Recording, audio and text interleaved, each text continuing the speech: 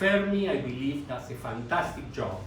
He came when he just escaped Italy at the beginning of fascism. He came and he landed in New York, and he spent a year here in the city, and he taught a course in Columbia, and these are the notes of the course. 1934, and then he went, as you know, to Chicago and stayed there all his life and became the organizer of American physics. But I believe it's a fantastic book. So I'll try to follow a little bit of it when I cover physics. But if you tell me that you have any other book that exposes the ideas of engines and motors and entropy with clarity, obviously an example he picks here is from the 1930s. But it doesn't matter, because what we are trying to learn is the ideas of thermodynamics. This I found yesterday. I didn't even know that I had it, but Ariel Benay is a professor in Hebrew, whom I know. And this is a book of divulgation, but it tries to playing with dice and so on for someone who never saw any probability. Perhaps you can get a feeling of the second law. It works. Doesn't have even one formula, but it just gives you nice puzzles of probability and tries to build your intuition about the second law. As I'm telling you, until 3 days ago, I didn't know that this book existed, although it has my name here, so it must have been in my shelf for a while. But that's what happens. You go, you have friends, you pick up books, and you never know what you have. Okay, so which one are you going to refer to the most? For the first part, I believe this and this. This for statistical physics, this for kinetic theory. For thermo, probably this. And I will supplement this that I'm covering. I don't believe it's in any of these books, but perhaps, I'm sure there must be an appendix here that says, let me calculate the factorial integral. Here you have an appendix. The Gaussian integral, another appendix. The Stirling formula, another appendix. So you see, they are all there. Every book needs to have it. So I said that I will speak here, right? So, no, don't turn it off because I need, That's the screen. no, I can turn this off. No, you need to, but that will not erase that, right?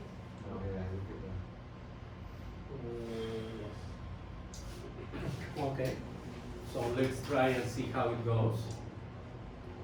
And this I can turn off from here.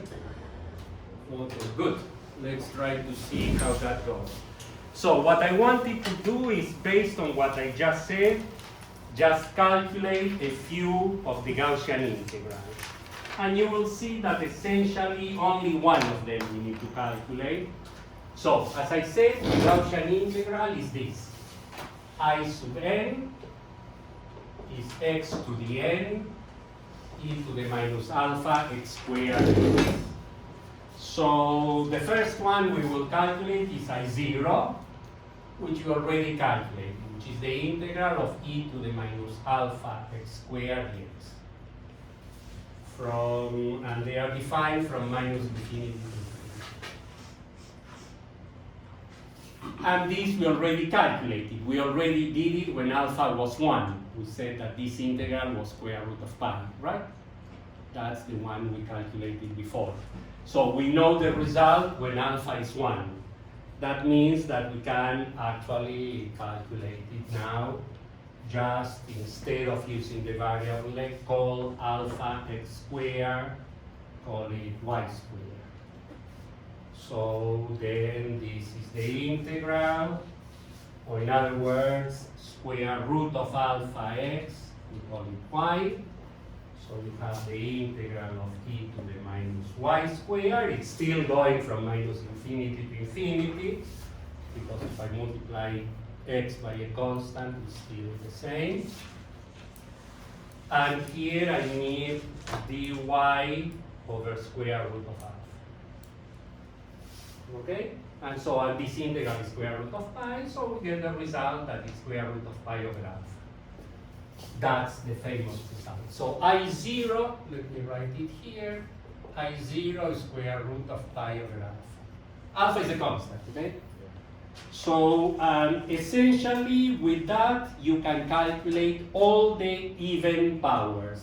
We will definitely use at least I2 and I4 in this course, if not I6. But let me calculate I2. I2 is simply to calculate. I2 is the integral of x squared e to the minus alpha x squared dx with minus infinity and infinity. And this one, you can obtain it. You can obtain it just using a very simple trick of differentiation, because this integral is the same as saying the integral from minus infinity to infinity of minus the derivative with respect to alpha of e to the minus alpha x squared dx. Okay? Minus the derivative with respect to alpha.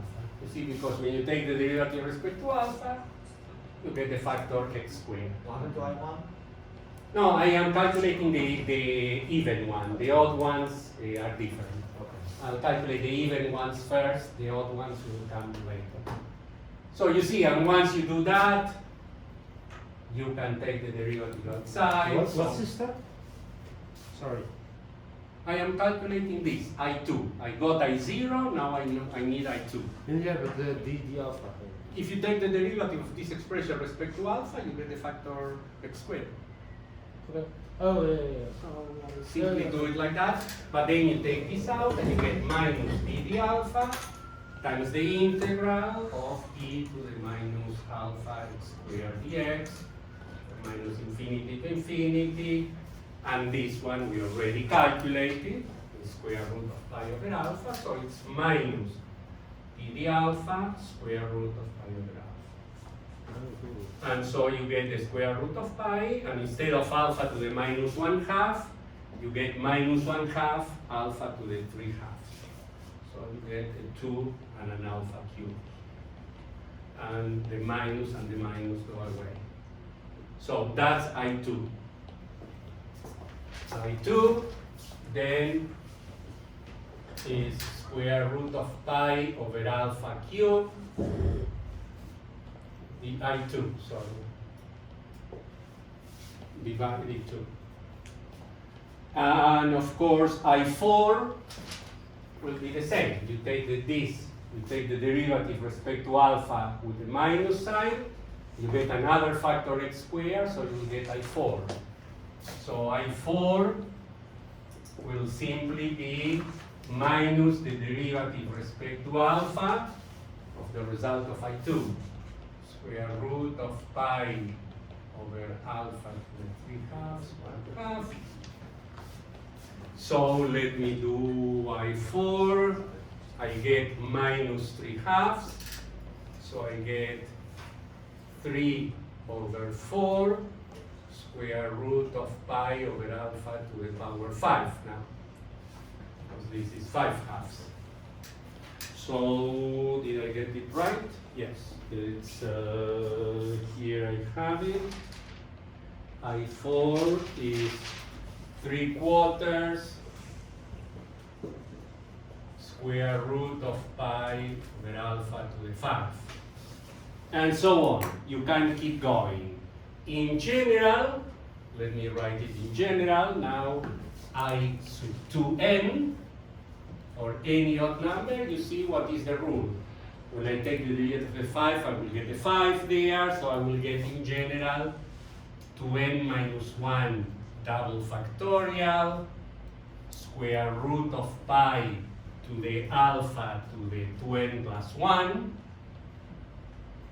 because for 2 I get a 3, for 4 I get a 5, in general I will get 2n plus 1, divided 2 to the n.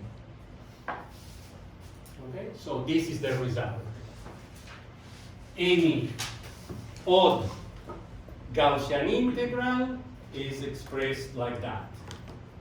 And actually, now you can use the result we obtained before. If you look carefully, well, I don't have it, you see? You look at the result of the gammas that we had before. What do we have here? In the denominator, we have alpha to the 2n plus 1 over 2. And what is here in the numerator is the gamma. Okay? So this is gamma of 2n plus 1 over 2. Okay? Or gamma of n plus 1 half. Remember, gamma of n plus 1 half was precisely that, the double factorial over 2 to the n, square root of pi. So this is the expression. So this is the final result that you need to consider. I sub n can be expressed like this in terms of alpha, which later we'll discuss what this parameter alpha means, but in principle, some scale there that goes in the exponential, and we have a gamma. So that much is for the even gammas. Now we need to deal with the odd gammas. Professor, Yes.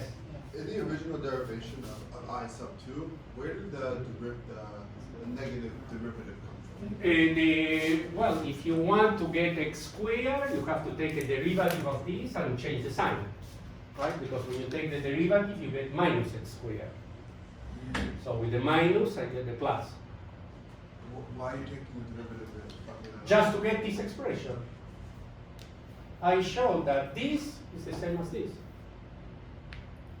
Take the derivative of this and you get the factor x squared, which is what you need. Derivative of different form. the derivative e to the negative alpha. So that means that I don't need to negative. calculate it again. I just take the derivative of the previous result. Take the derivative outside and you get the derivative of this, which is what we call I0.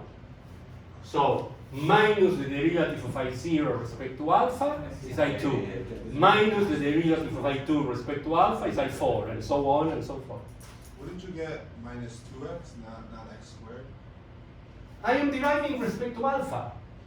This is the alpha. Oh, it's Alpha is a parameter. Oh, okay. No, it's not. I couldn't move the integral outside. This is a parameter. Alpha is a parameter. It's a trick. Okay, yes. So Okay. I use that trick. Okay, so no, I am not deriving inside the integral because then there would be issue for convergence. No, I am inventing a parameter. I have a parameter, I will say, well, this is formally the same as doing this, but this is the same as doing this, and so I do. So let me calculate I1. I1 would be x e to the minus alpha x squared dx between minus infinity and infinity. How much is that?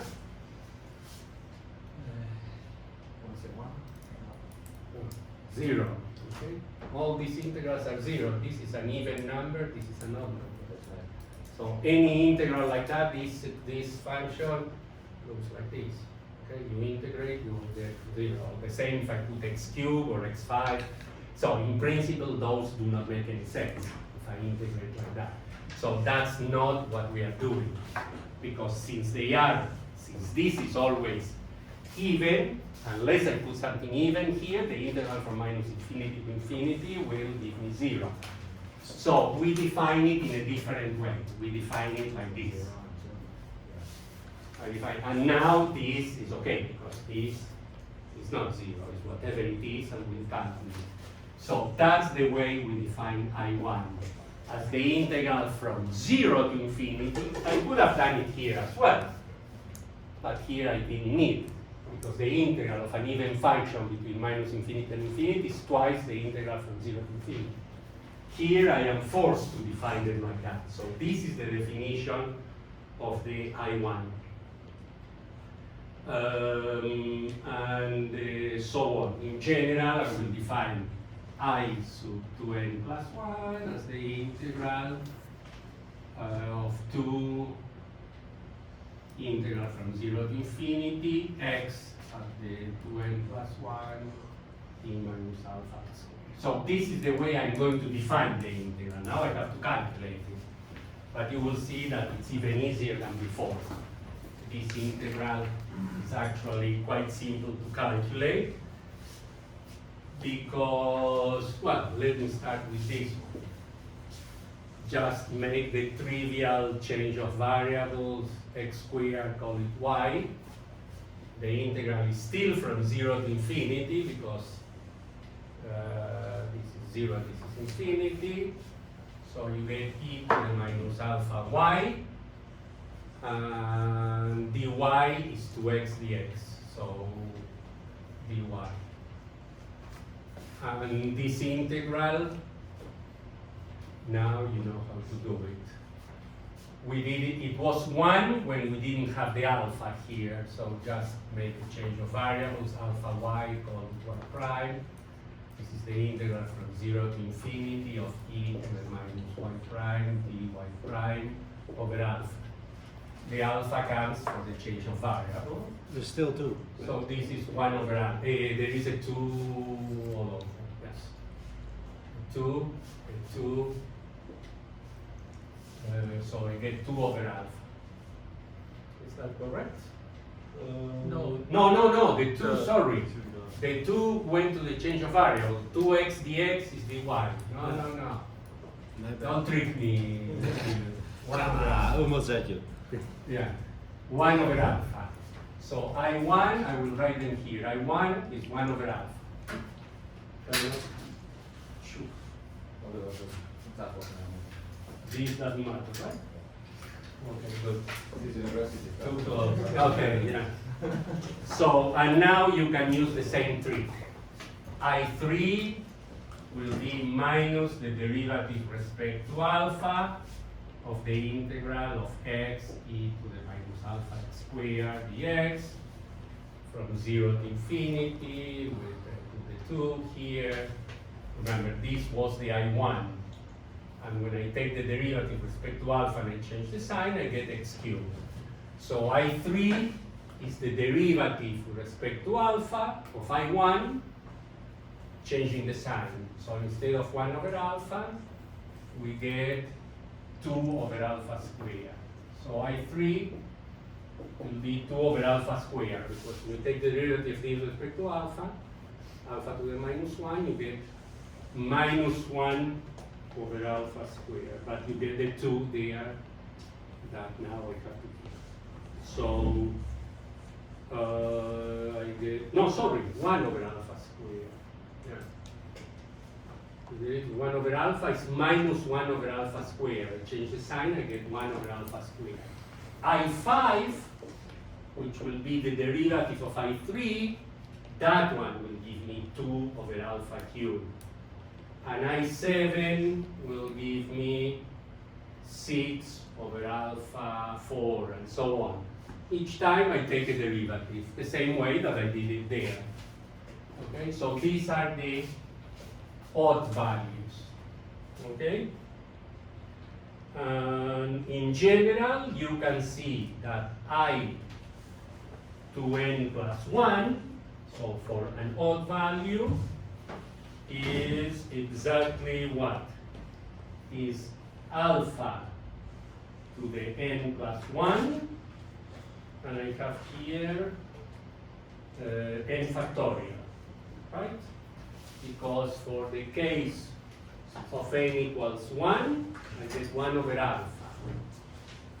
For the case of n equals 0, I get 1 over alpha, which corresponds at I1. I3, which corresponds to n equals 1, is 1 over alpha squared. I5, which corresponds to n equals 2, is 2 over alpha cubed, and so on. So this is the correct expression. So I have an expression for I sub 2n, and I have now an expression for I sub 2n plus 1. And actually, it's funny. Let me show you, and with that I will finish. I sub 2n, let me write it. I obtained that it was the gamma at 2n plus 1 over 2 divided alpha to the 2n plus 1 over 2. And I sub 2n plus 1 will be n factorial, which is the gamma of n plus 1, remember. The gamma of a number is the factorial of the previous number. Gamma of n plus 1 over alpha to the n plus 1. So this is one, this is the other. And actually, surprise, surprise, you can put them on the same footing and in just one expression. How? called 2n, call it n prime. Okay?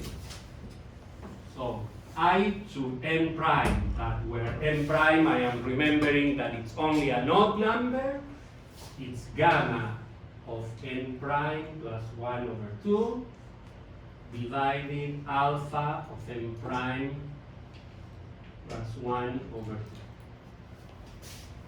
This expression is valid when n prime is an even number. Now let's write this and 2n plus 1, call it n prime also. I want to write I sub n prime, but when n prime is an odd number. Okay? And so in that case, what I have there, if n prime is 2n plus 1, which is the replacement I want to do, n prime minus 1 is 2n, and n prime minus 1 over 2 is n.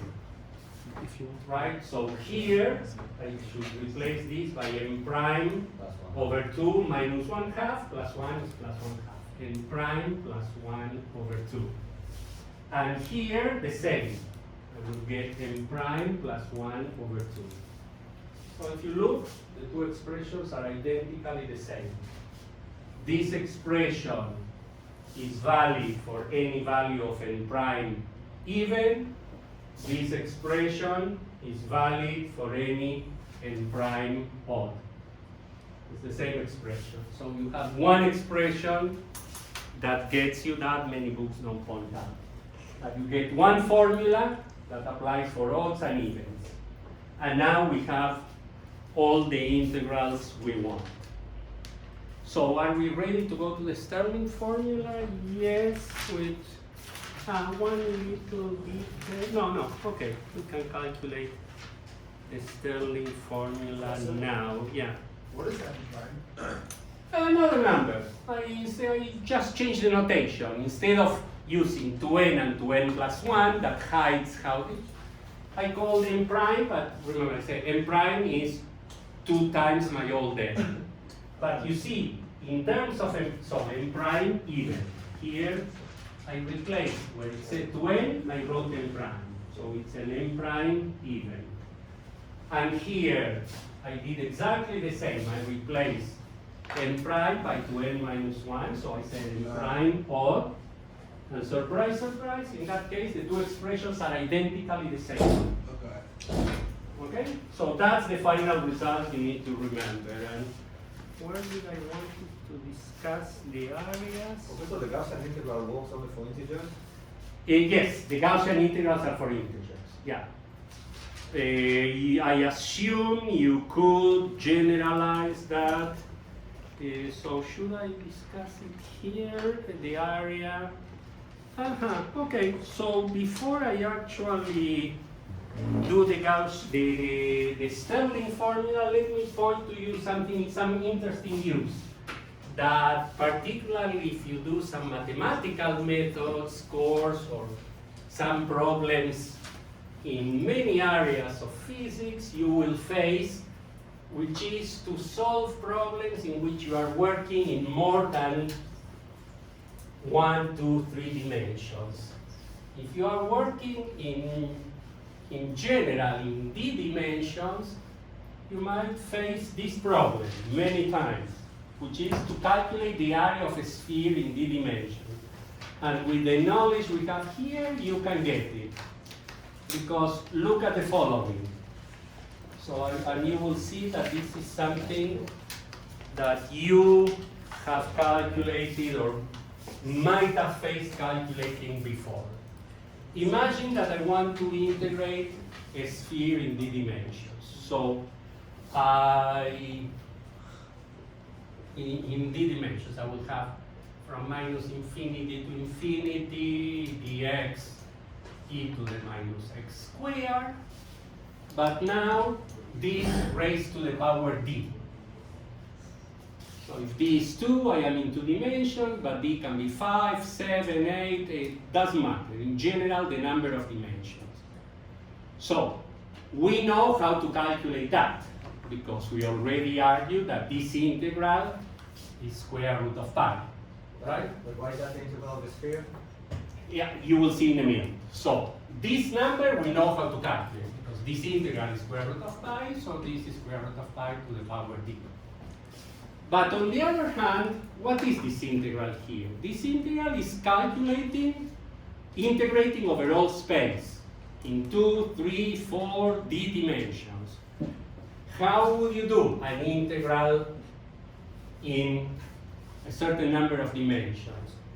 Well, you integrate r d minus 1 dr from 0 to infinity. This is the radial coordinate. And then you have all the angular coordinates. In the case of 2 dimensions, was in a circle. They all cancel In out. the case of 3 dimensions, no, because you are integrating. No, this does not cancel. You have the angular variables here. In 2 dimensions, this will be this will be the theta.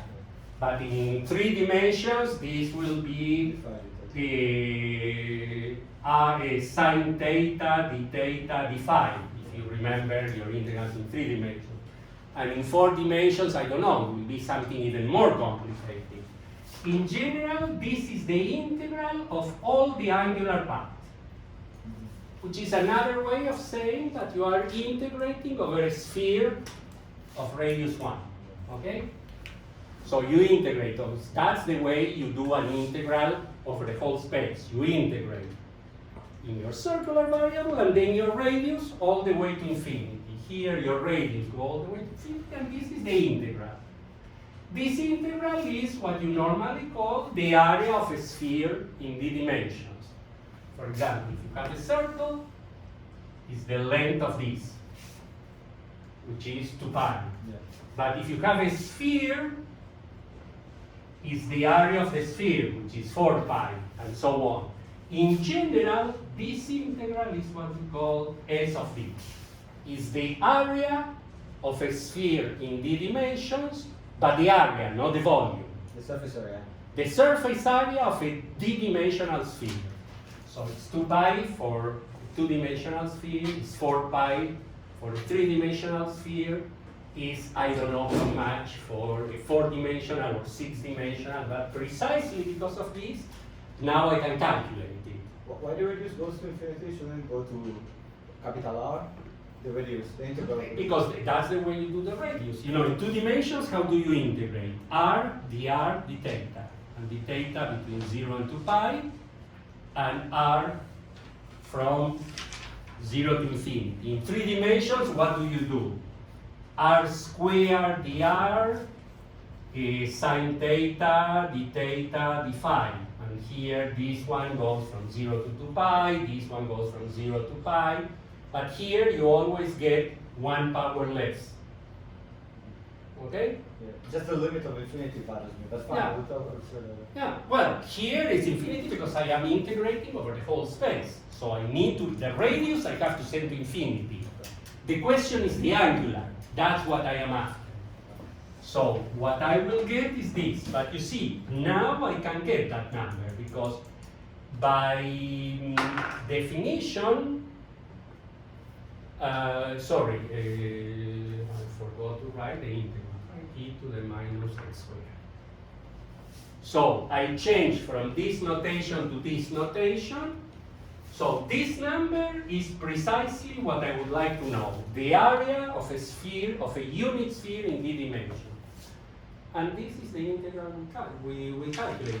This is what we call I sub, this is a Gaussian integral, for the case when alpha happens to be 1, and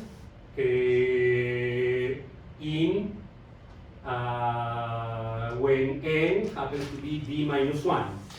So this is I sub d minus 1. Why do I have a 1/2 here? Because the integral goes from 0 to infinity, not from minus infinity to infinity, so I have a 1/2. So this integral, which contains a factor I don't know, this I know. This is my Gaussian integral. Sorry, my Gaussian integral that I call I sub d minus 1. Okay? From that list. And what I have here is precisely square root of pi to the power d. So there you have it. The final result is that the area of a sphere in d dimensions is square root of pi to the power d times 2 divided I to the d minus 1, the I sub d minus 1, which happens to be, did I write it somewhere? Here, probably. Oh.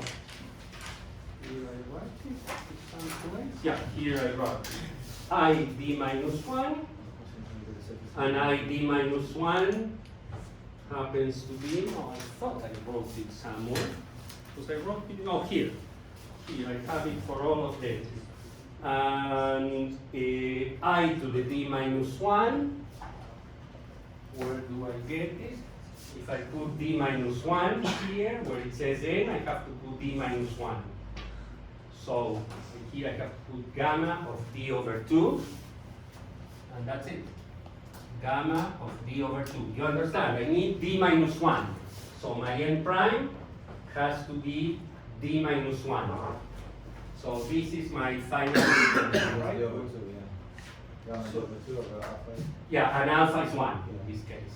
So there you have it. I calculated and I showed that the area of a sphere in any dimension is twice over the gamma calculated in d over 2 times square root of pi to the power d.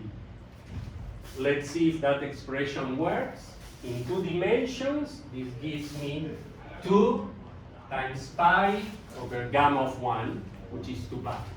In 2 dimensions, the perimeter of a circle is 2 pi.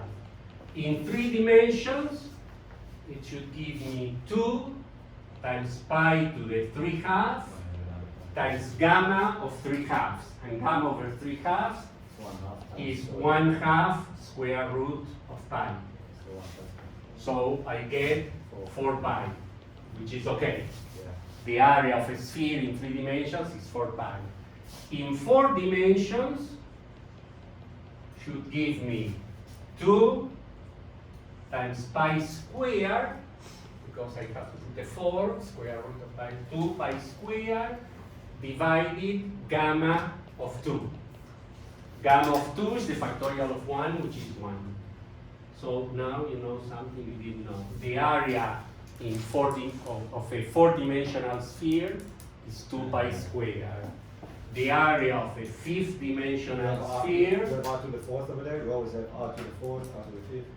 Yeah, well, of course. If this is a radius 1. If it's radius 3, you put 3 to the 4, of course. Absolutely, yeah, that's a good observation. This is a unit sphere in d dimensions. Let's do it one more. For 5 will be 2 pi to the 5 halves divided gamma of 5 halves. And gamma of 5 halves was 3 halves gamma of 1 half, and gamma of 1 half was square root of pi. So I get 4/3 pi squared. Is that correct? Or should we get 5? So I should get 2 pi to the 5th half. That's okay. Divided. Oh no, this is gamma of 5th half. This is 3 halves, gamma of 3 halves, which is 1 half, gamma of 1 half, which is square root of pi. So I get 8/3 pi squared. So the area of a sphere in 5 dimensions is 8/3 pi squared. And so on and so forth. This is something useful. This is something that came from all this analysis that you didn't know. If at some point you need to do a problem in which you are working, and you can ask me, where would I need to integrate it? Imagine you are trying to calculate all the degrees of freedom of a particle moving around. This has 6 coordinates, x, y, z, dx, dy, dz. There you have from the beginning an integral in 6 dimensions. So you will need perhaps to integrate the sphere in 6 dimensions. So that's useful. Yes? Just to clarify, we're dealing with surface area, correct? Yeah, this is the surface of a sphere in d dimension. This was a sort of side comment. Now let me go to what we really need to do, which is the Stirling approximation, which is what the tool we will need next class to start calculating the number of states, etc. So the Stirling approximation is an approximation to the factorial. That's it. That is the standard approximation. I'll show you in the computer what it means. So, where do I have it? Here. The Stirling approximation is I want to obtain an analytic expression which approximates n factorial that I can use when n is very big and I cannot get away with just typing in the computer n factorial as useful, that the computer will not give. So, my starting point will be precisely this. The formula that we drew for the factorial. So, look at that expression. That expression contains 2 factors. That's what you were hinting at. A factor that grows extremely fast, x to the n, and a factor that decays very fast, an exponential. So I don't have to tell you that this starts from very small, grows, decreases, so this is clearly a function that will have a maximum. And the Stirling approximation is approximating this integral at the maximum. That's the idea. So we will do that. In general, what we do is when we have these nasty functions, the best thing is to write this as this, the integral of e to the f of x dx. So f of x is nothing else than the logarithm of what I have here. So I will write this integral as e to the logarithm of this. But the logarithm of that, let me write it here, the logarithm of this expression, logarithm of x to the n is n ln x minus x. Okay? So this is the function, the mathematical function, f of x. E to the f of x is the integral I need to calculate, okay? And I want to approximate that at the maximum. Normally, when you have functions that grow too fast, then logarithm is usually the way to take it. But you know, logarithm is an increasing function. So if I find the maximum of that function, will be the maximum of the logarithm as well. Okay, if this function has a maximum of 0.7, the logarithm will also have 0.7, because logarithm is a function that always grows. So that's why it's much easier to deal with this. So let me find the maximum of f of x. The derivative of f of x with respect to x is n over x minus 1. So this vanishes when x is equal to n. Okay? So the maximum of this function will be when x is equal to n. Yes? Is f of x just a placeholder, or is it supposed Yeah. I will have to integrate e of f of x. Yeah, but I am saying instead of trying to get the maximum of the function, I get the maximum of the logarithm, and that will work. But for the integral, I need to integrate the exponential of f of x. So is it Because I need to integrate this. So is it n ln of x or n ln of n? The logarithm of x to the n is n ln x. No, just as ln x to the power of n is the same thing as n ln x. I think I'm confusing. This- step ahead. I've seen the formula before, which is a little confusing. Okay, so what is it? What is it that I said that is confusing you? I'm sorry. I just wrote the fine. I'm remembering it to be n ln of n minus n. No. Well, I am still calculating the maximum. Of course, in the formula we will calculate it at the maximum. We will calculate the function at the maximum. We will come to that. Yeah. No. It will be n ln n will appear somewhere. Yeah.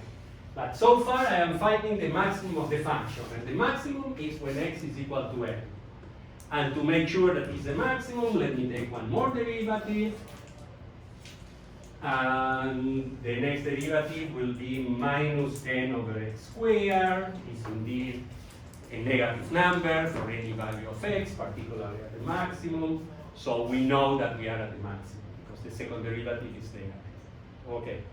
And we will need, so now we approximate. Until now, all I did is discuss what I could do. Now I am going to approximate f of x by the f of x at the maximum. I am doing an approximation for f of x at the point x equals to n.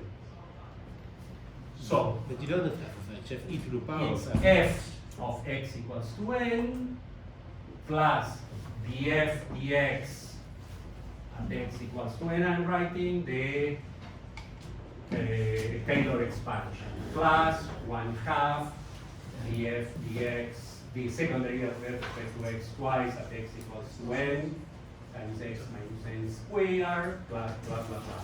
I will stop here. If I wanted to add 1/3 term, it will cost me a little more algebra. This I will end in 5 minutes. If I wanted a third term, it would take me at least half an hour. But probably in the appendices of several books, I'm sure this book has it and gets one more term. I will tell you what it is. But here I am enough. So I am stopping here. F of x equals to n. That's the n ln n minus n that we want.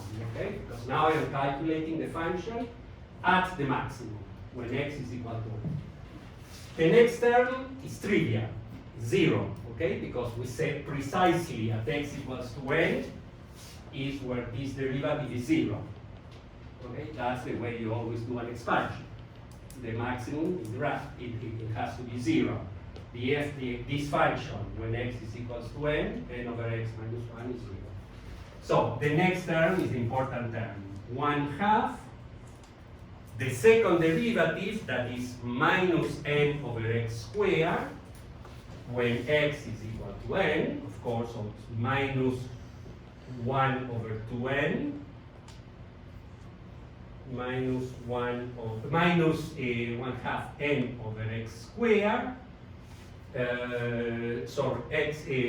x minus n squared, but no, here I have n squared. Yeah, indeed, because I'm calculating at the maximum. Okay, and this is a minus, sorry, the minus coming from the fact that I have a minus there. So now I can do my integral. My integral is the integral from 0 to infinity of the exponential of this. Remember, what I have to integrate is the exponential of this. This is the approximation to f of x. And my integral was e to the f of x. So it's e to the n ln n minus n times e to the minus 1 over 2n x minus n squared. And of course, I don't have to tell you that the first part goes up because this is an integral in the variable x. So there you have it. Let me write it here. I have e to the n ln n minus n multiplied by, surprise, surprise, a Gaussian integral. So that's a minus or a plus? Minus. That's minus, right? Minus, yes, because it's this minus.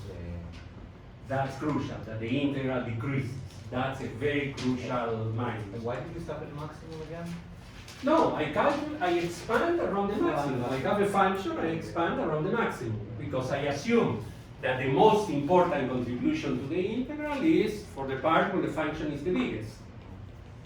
Okay, that's the idea behind approximating this function. You take where the function is the biggest and you approximate there. Okay, because since it decays exponentially fast, very far away from the maximum, it doesn't matter. So this is the point, and this is a Gaussian integral that we know how to calculate. So we get e to the n ln n minus n times the Gaussian integral, and this Gaussian integral is in x. This one, oh, okay, now comes the two approximation. I have an integral from 0 to infinity. And so if I change the variable from x to x minus n, my integral will be something like e to the minus x squared dx, but now it's going to be from minus n. Okay? X squared over 2n.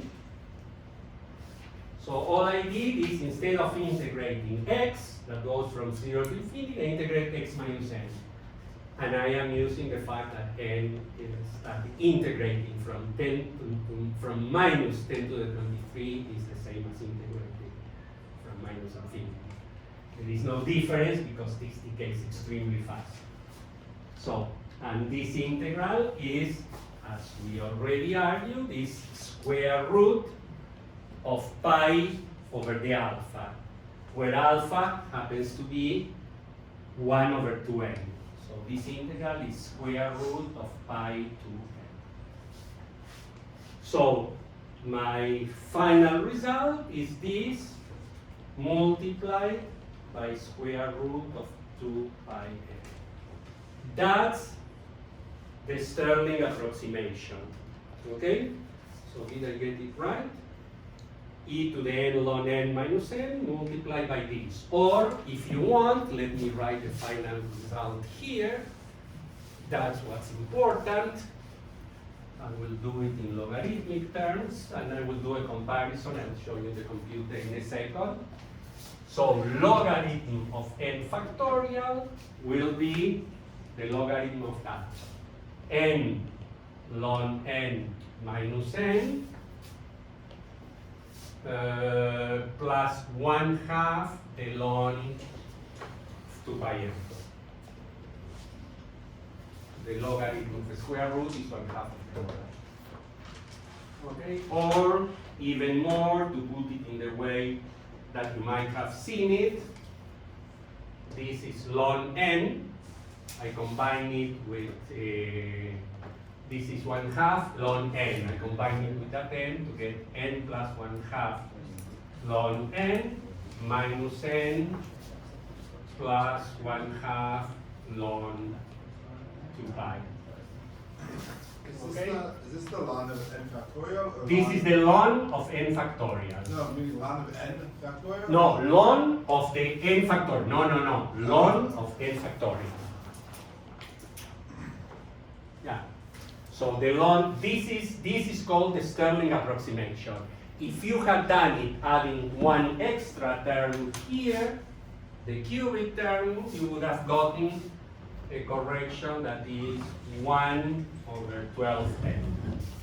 Something like that. If you want to see the details, just look at the book, but understand, this is n ln n. Remember, this is 10 to the 23 we are talking. This is 10 to the 23. This is 10 to the minus 23. So, you don't need for any practical use this extra term. So this is enough. And I will show you now how good this approximation is. So for that, I have in my computer, you see, now I need, well, that's okay, because when I show it for a second, you will see it. I want to show it in my computer. For 1 second, I did the approximation to calculate the expression, because that's the starting point of our whole discussion. Okay. All I need to do is to open Mathematica again, and I'll have it somewhere. It's open. No, it's another file. One called Stirling. Okay. So let me show you how good an approximation that is, because since we are going to work with that all the time, we better have it. Actually, if I turn this on, you can look in both places, whatever is better for you. You see, that's one of the advantages to work here, that I can... No, but now you can both show the math on the computer. Okay, good. Oh yeah, well, but I don't believe, I believe I could send the image only to there and not to here. Yeah, I believe this allows me. I Just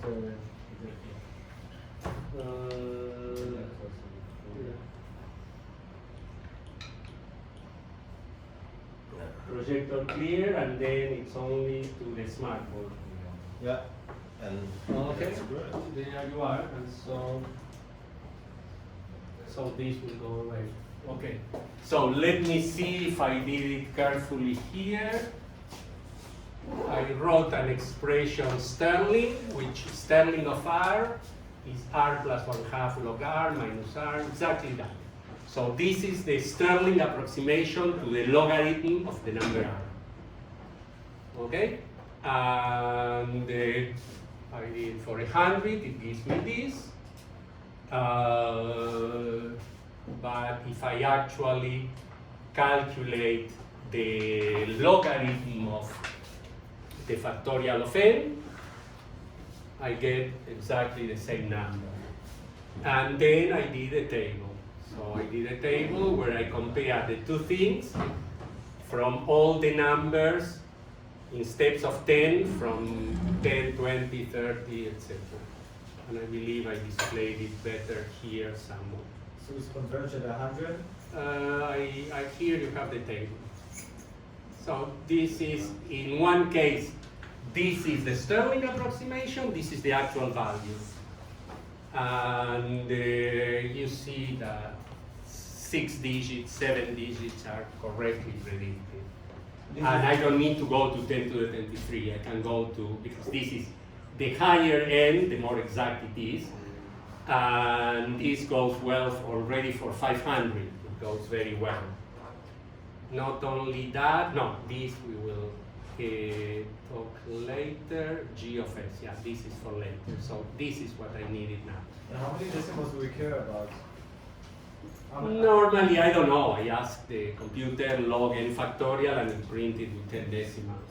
But, but what I am trying to show you is that indeed the Stirling approximation for a big N is a very good approximation to a number. Or the logarithm of the Stirling approximation is a very good approximation to the logarithm of the factorial.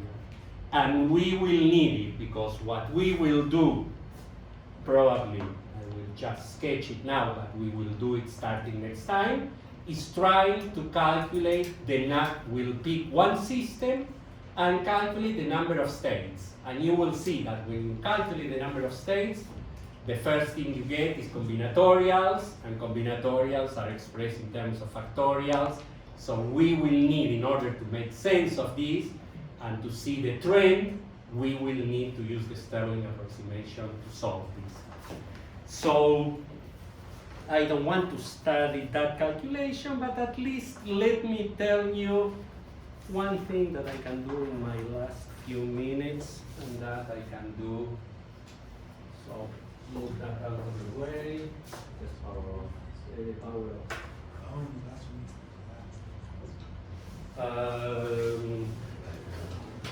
Yeah, so let me show you, since we are going to start dealing with problems in probability, well, from time to time I want to give you puzzles so those of you who don't know probability can test yourselves. If you can, because probability is nothing else than calculating puzzles. And I will give you more formal problems with puzzles, but for the time being, let me mention a few that were famous in the history of probability. One was a famous wager with Pascal, and not the famous Pascal wager, the one that you might have heard or studied in philosophy. Not the one, but at the origin of probability, he was arguing the following, and let me see if you, for next time, any of you can give me a solution. What he was arguing was the following. They had a game in which two people bet on different numbers. Imagine that I pick the number 3, I mean I pick the number 7, or no, 7, no, let's say we have a tie. So I pick 3, he picks 6, we throw the dice, and we agree that the first one to get 3 times his numbers will win. So we have 2, 4, 3, 2, 6, and so on. when for the first time comes mine, if my number comes for the third time before his, I win. If his number comes before mine, he wins. So we are betting $10 on that.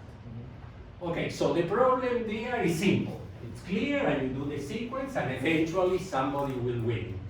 The story that generated the discussion, the very heated discussion of Pascal was the following. What happens if at some point you interrupt the game? So we are here, so 1, 3, and here we have to interrupt the game because, I don't know, the police comes and we are not allowed to bet, so we have to run. So nobody won yet because there are 2 3s here and 1 6. Nobody got his number 3 times. So the question comes, how do we split the money? So one person says, well, the game didn't finish, so nobody won, so it's 50-50. The other person says, no, but I got 2 3s. I was closer to win than you, so I should get the money, not you, because I have more chances to win than winning. And the other person says, well, you might, but you might not. How do you know that the next 2 things would not be 6s and I will win? So they were arguing what would be the fair way to divide the money here. And so what they agreed is something that should be, in retrospect, a little obvious. Well, let's calculate what are the chances that I win, what are the chances he wins. If my chances are 4/5 and his chances are 1/5, I get 4/5 of the money, and so on. We divide it proportional to our chances. So calculate that. So I got 2 number 3s, he got only 1 number 6. What are my chances of winning? What are his chances of winning? So chances of winning with 1 person, 2 favorable results, and 1 person, 1 favorable result. Okay? So calculate it and you tell me next time. So that would be one example. So if we keep playing, what are my chances of winning? What are his? You would agree that mine are bigger, but how much bigger? Okay? Another problem that usually brings a lot of trouble and discussions about what probability means. Perhaps you saw it in your course of probability. I have an urn with 2 white balls and 2 black balls. Okay? I cannot look. I remove 1 ball. I put it apart. Then I take another one without looking. So the questions are the following, and if you can answer these, you probably understand enough probability to keep going. What are the chances of first ball being white? I'm sure you can answer that. Okay? So the other question is, what are the chances of second ball being white? That's more difficult. Remember, I take 1 and I put it apart. And now I pick from the 3 remaining. The third question is, what are the chances of the second one being white if I know that the first one was white? So what are the chances of second white if first is white? And now the more complicated of all.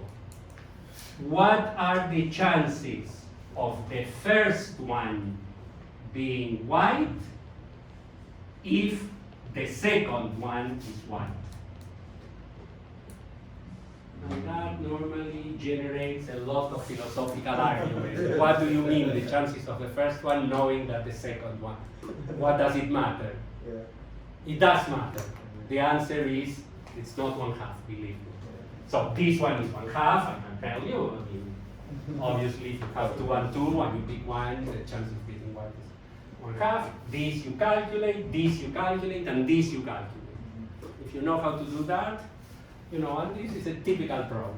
I can give you many more. Once we discuss a good approximation to the distribution of states, which we will do next time. I will give you the Poisson distribution, and then we can do many more problems. So that we might do next time. But the problem I wanted to calculate actually, well, perhaps one of you, particularly how many here took the course in networks with me? 1, 2, 3. And you had an argument with this argument. So perhaps you can think it through and tell me. The idea is the following.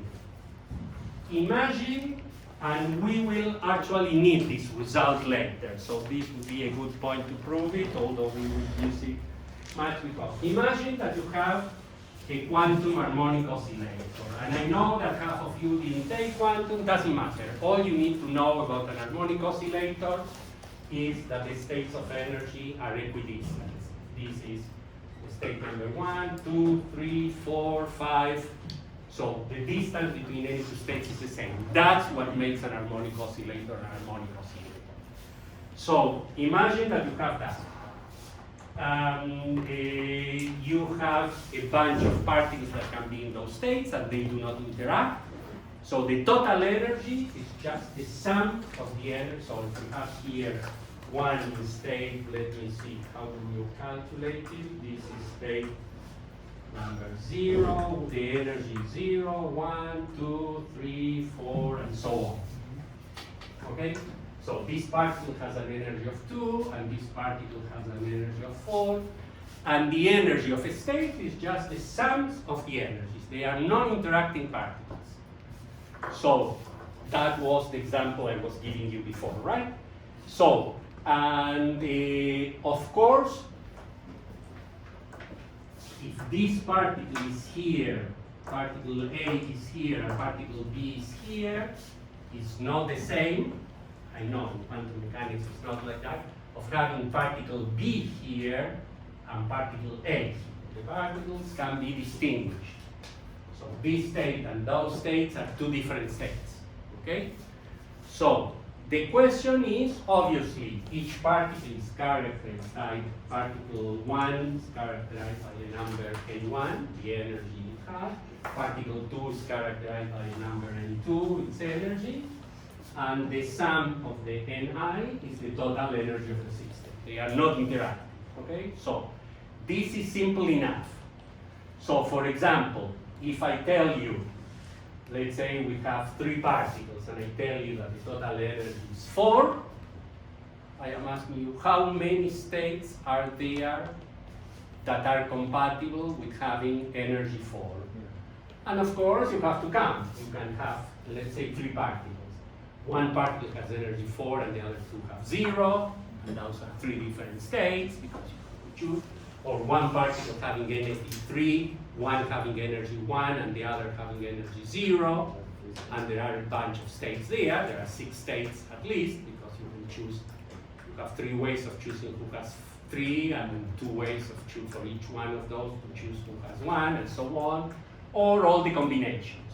So the question is to find this function, g of n, the number of states for a system of capital N particles that has total energy n. In my example, n will be 3 particles and the total energy will be the number 4. But try to find that. That's a generating That, function or no? yeah, that is a problem that we can do, and the generating methods that you didn't like in networks can be used to solve this problem. There are others. In courses in probability, sometimes you call this repetition with combination with repetition. I don't know. Since I do probability by counting in my head and know by reading a formal book of probability, I don't know how you call it. But the problem is clear. I want for a state of capital N particles, what is the number of configurations associated with n? And I want to do it for every n, for every little n. So I want an expression that contains capital N and little n that tells me how many states are there. You will see that goes to the essence of what we will have to do next time. So I'll start next time by calculating this.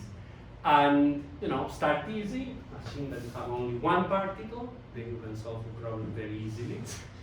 Because one particle, there is only one way of having energy 0 and only one way of having energy 1 and 1. So for one particle, you can solve it in your head. But then you can solve it for two particles. So how many ways are you to have energy 3 with two particles? And you can take it from there.